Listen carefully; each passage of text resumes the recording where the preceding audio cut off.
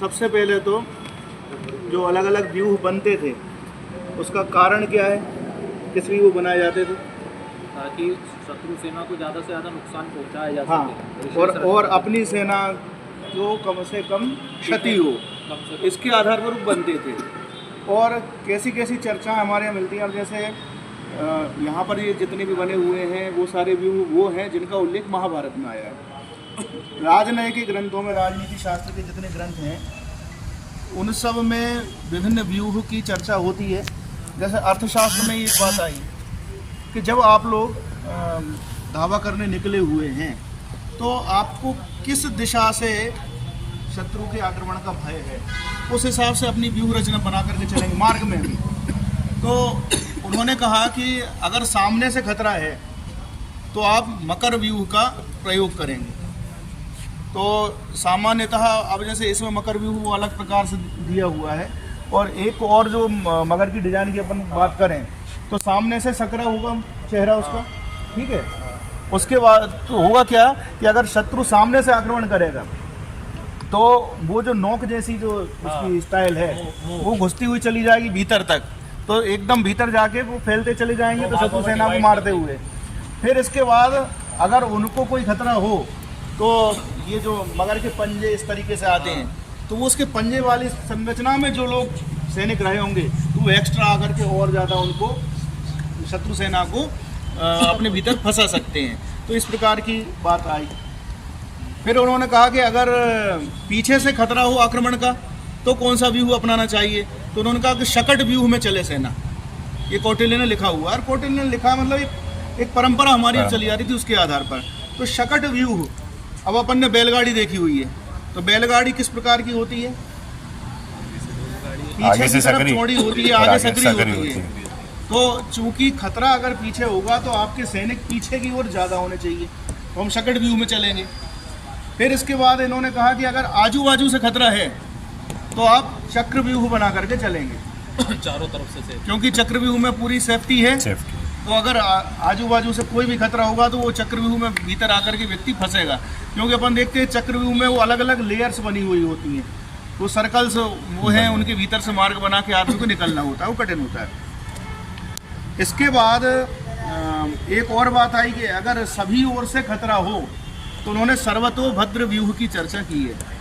और सर्वतोभद्र के विषय में हम जानते हैं, भद्र जो एक चौकोर सी एक एक्स्ट्रा एक्सटेंशन जिसको बोल सकते हैं, तो उस प्रकार का एक्सटेंशन एक दिशा में, सर्वतोभद्र चारों दिशाओं में, तो चारों तरफ में आपकी जो एक टुकड़ी वो एक्स्ट्रा निकली हुई है, तो वो एकदम से पिक करेगी जैसी आक्रमण होगा, और उसके बाद भीतर से सैनिक निकल के उनको अच्छे से परास्त कर सकते हैं। फिर एक और चर्चा अर्थशास्त्र में जो आई है कि आपको अगर सकरा मार्ग है तो सूच्याकार व्यूह बताया है। सूच्याकार मतलब सुई के नोक जैसा, सुई की डिजाइन जैसा। तो स्वाभाविक है कि सकरे दर्रे में उसी तरीके से ही सेना मूव कर पाएगी, बिल्कुल ऐसा लगेगा कि सुई की तरह चले जा रहे हैं, ठीक है। अब महाभारत में एक आया कि कर्ण ने यह मकर व्यूह बनाया हुआ था, उसकी सेना मकर व्यूह में आ रही थी। इसके बाद चलते हैं अपन, अर्जुन ने उसका तोड़ के निकाला था वहां, ये अर्धचंद्र व्यूह, अर्जुन ने मकर व्यूह के तोड़ में अर्धचंद्र व्यूह का प्रयोग किया था। इसमें आकृति उस प्रकार उस तरफ दी हुई है, लेकिन सामान्यतः अर्धचंद्र होता किस प्रकार से? आधा चांद, इस ओर से लीजिए।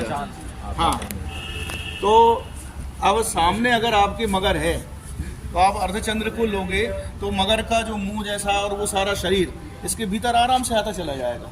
तो ये पूरे सैनिक चारों तरफ से आकर के उसको घेर लेंगे, बिल्कुल वो मंडल में फंस जाएगा। तो इसलिए कौन से व्यूह का तोड़ कौन सा होगा ये भी हमारे यहाँ ग्रंथों में चर्चाएं हुई हैं।